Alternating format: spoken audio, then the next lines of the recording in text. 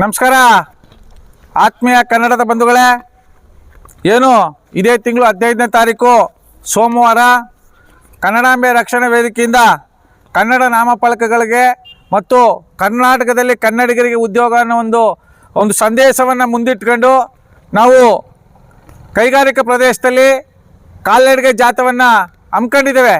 ಈ ಹಮ್ಮಿಕೊಂಡಿರೋ ಉದ್ದೇಶ ನಮ್ಮ ಕನ್ನಡಿಗರಿಗೆ ಆಗ್ತಾ ಇರತಕ್ಕಂಥ ಅನ್ಯಾಯಗಳು, ನಮ್ಮ ಕಾರ್ಮಿಕರ ಮೇಲೆ ಆಗ್ತಿರ್ತಕ್ಕಂಥ ದೌರ್ಜನ್ಯಗಳು ಹಾಗೂ ಇಲ್ಲಿ ಕಾರ್ಮಿಕರಿಗೆ ಯಾವುದೇ ರೀತಿ ಸವಲತ್ತುಗಳು ಇಲ್ಲದೇ ಇರೋದ್ರಿಂದ, ಸ್ಥಳೀಯ ರಾಜಕಾರಣಿಗಳು ಸ್ಥಳೀಯ ಅಧಿಕಾರಿಗಳ ಸಹಕಾರ ಇಲ್ಲದೇ ಇರೋದ್ರಿಂದ ದೊಡ್ಡ ಮಟ್ಟದಲ್ಲಿ ಅನ್ಯಾಯಗಳು ನಡೀತಾ ಇದೆ.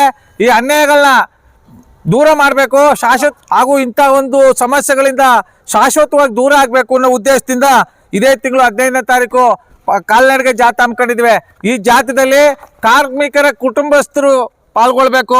ಯಾರ್ಯಾರು ಈ ಸಂದೇಶವನ್ನು ನೋಡ್ತೀರಿ, ಕಾರ್ಮಿಕರಿಗೆ ಸಂಬಂಧಪಟ್ಟಂಥ ಕೈಗಾರಿಕಾ ಪ್ರದೇಶದಲ್ಲಿ ಕೆಲಸ ಮಾಡುವಂಥ ಕಾರ್ಮಿಕರ ಕುಟುಂಬದಸ್ಥರು ಪ್ರತಿ ಮನೆಗೊಬ್ಬೊಬ್ಬರು ಭಾಗವಹಿಸಬೇಕು. ಯಾಕಂದ್ರೆ ನಿಮ್ಮ ನೋವಿಗೆ, ನಿಮ್ಮ ಸಮಸ್ಯೆಗೆ ನಾವು ಧ್ವನಿಗೂಡಿಸೋಕೆ ಬಂದಿರಬೇಕಾದಾಗ ನಮ್ಮ ಬೆನ್ನೆಲುಬಾಗಿ ನಿಲ್ಬೇಕಾದಂಥ ಜವಾಬ್ದಾರಿ ನಿಮ್ಮದು. ಎಷ್ಟೋ ಕಡೆ ನಾವು ಹೋರಾಟಕ್ಕೆ ಹೋಗಿದ್ದೀವಿ, ಕಾರ್ಮಿಕರೇ ಒಗ್ಗಟ್ಟಿಲ್ಲ. ಕಾರಿಂದ ನಮ್ಮ ಹೋರಾಟಕ್ಕೆ, ನಮ್ಮ ಒಂದು ಕಾಲ್ನಡಿಗೆ ಜಾಥೆಗೆ ಮೈಸೂರಿನ ಜನ, ಅದು ಮೈಸೂರು ಸಾಂಸ್ಕೃತಿಕ ನಗರ, ಅರಮನೆಗಳ ನಗರ, ರಾಜರು ಆಳದಂಥ ನಾಡು, ನಾಡದೇವತೆ ಜಗನ್ಮಾತೆ ಚಾಮುಂಡೇಶ್ವರಿ ನೆಲೆಸಿರ್ತಕ್ಕಂಥ ಇಂಥ ಪುಣ್ಯಕ್ಷೇತ್ರದಲ್ಲಿ ಕಾರ್ಮಿಕರಿಗೆ ಅನ್ಯಾಯ ಆಗ್ತಾ ಇದೆ ಅಂದರೆ ಇದರ ಹೊರೆಯನ್ನು ಸರ್ಕಾರ ಹೊರಬೇಕಾಗಿದೆ.